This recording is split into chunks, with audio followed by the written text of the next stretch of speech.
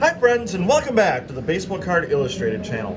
I'm Bronco, the owner of the team. And I'm Kevin, the observer of the team, I think.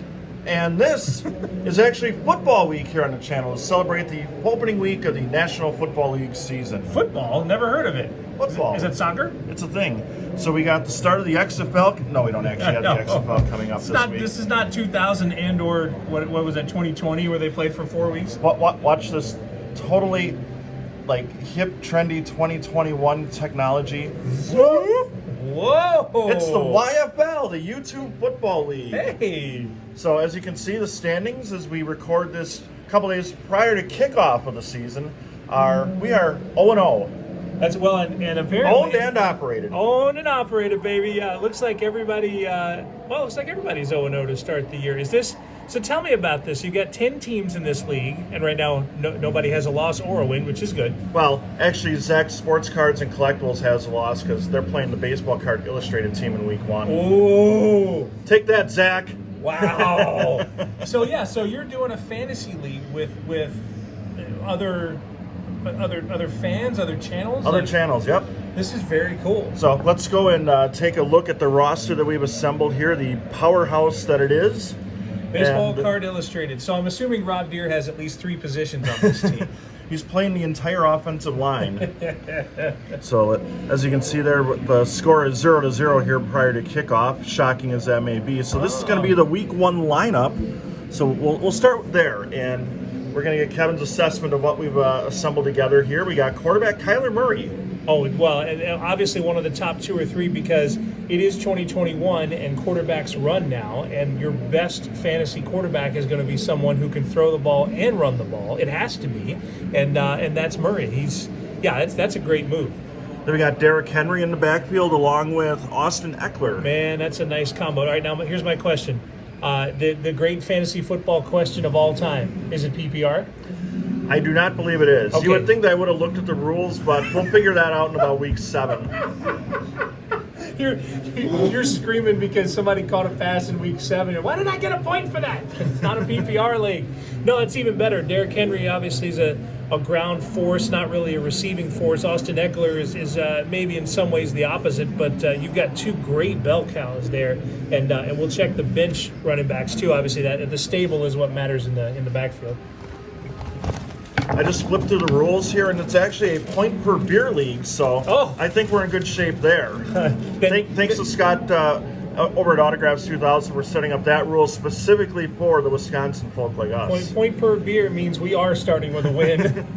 Now, we're taping this on Sunday, a few days prior to Week 1, so you'll see Stephon Diggs listed as questionable. This lineup may get adjusted a little bit for inflation or for injuries, obviously, as we go into Week 1, along with Chris Goodwin at the receiver position. And DJ Moore is the receiver at the flex spot. To me, Diggs has a chance to be the #1 fantasy receiver, and folks in Green Bay and Packers land aren't going to like the sound of that because of Rodgers and Devontae Adams. And Devontae's going to be fantastic, but Stephon Diggs and Josh Allen in that combination with Diggs as the #1 receiver in that offense, I think he's going to be the #1 overall fantasy receiver.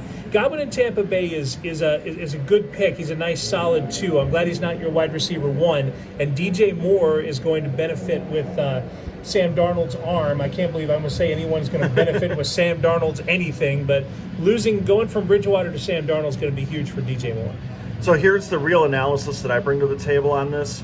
When we win in Week 1, because of our receiver there, WR1 as the kids call him, I guess. WR1. I can say, now can you dig that, sucker? Can you dig it? I had to do it.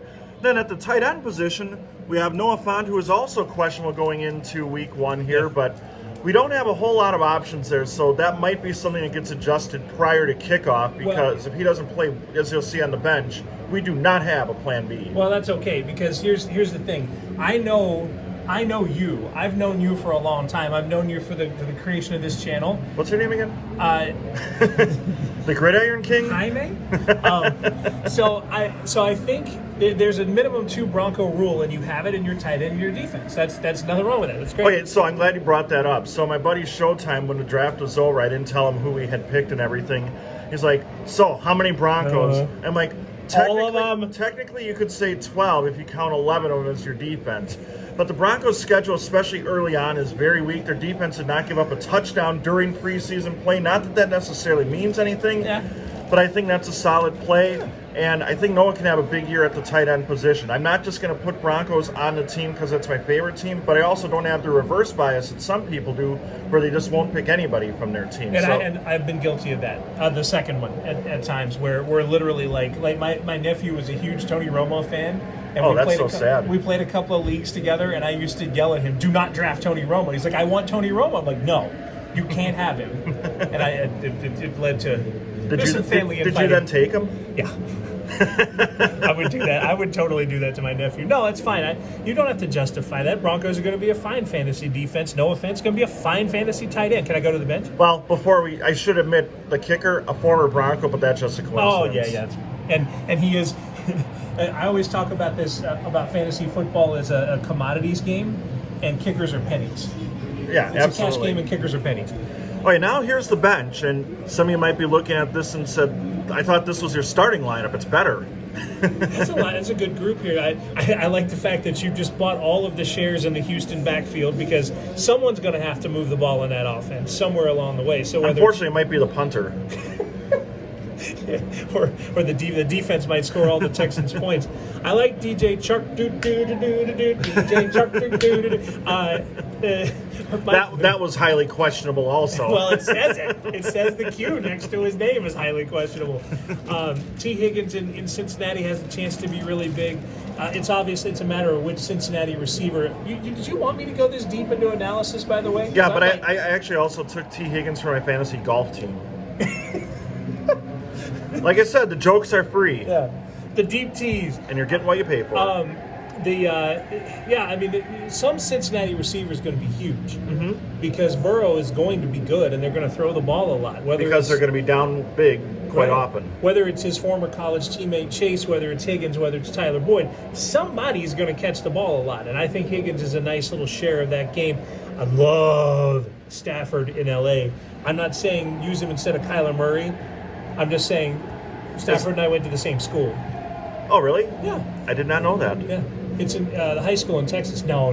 The same college. Oh, Bishop Sycamore? Bishop Sycamore High School. By the way, cheap plug here. For those of you that have not seen the Bishop Sycamore team set that we had on channel yesterday, do yourself a favor and go check that out. There are some names there that you have never seen before. Unbelievable. For a school that doesn't exist. But great stuff from the Not a Baller brand card company that came up with something special to honor the Bishop Sycamore. So for a 10-teamer, you've got Mostert. Someone in San Francisco is going to do it. It may as well be Mostert with the two QBs. Who knows? And Mike Williams is a part of the Justin Herbert thing. Yeah, this is a shrewd fantasy team. I like it. Now, Mike Williams, is this like the 43rd year in a row that there's been a receiver in the NFL with the name Mike Williams? I don't think we can officially kick off the season without Mike Williams being a wide receiver in somebody's roster.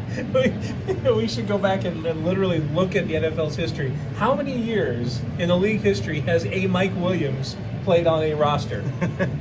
So, anyway, hope you enjoyed this look at the baseball and I guess sometimes football card illustrated team and lineup. And each week we'll have some kind of recap and sadness and crying and some fun stuff with how things went, both for us and for those other losers that are also going to be fighting for second place in the YFL. Can you dig it? I'm going to be doing Suckers! Anyway, on behalf of Kevin, the Gridiron King, hey. I'm Bronco, the PSA 1st and 10. Thanks for joining us, and we'll be back with some more football throughout the course this weekend, and of course the usual insanity and even some baseball here on the Baseball Card Illustrated channel. 1st and 10 Wisconsin.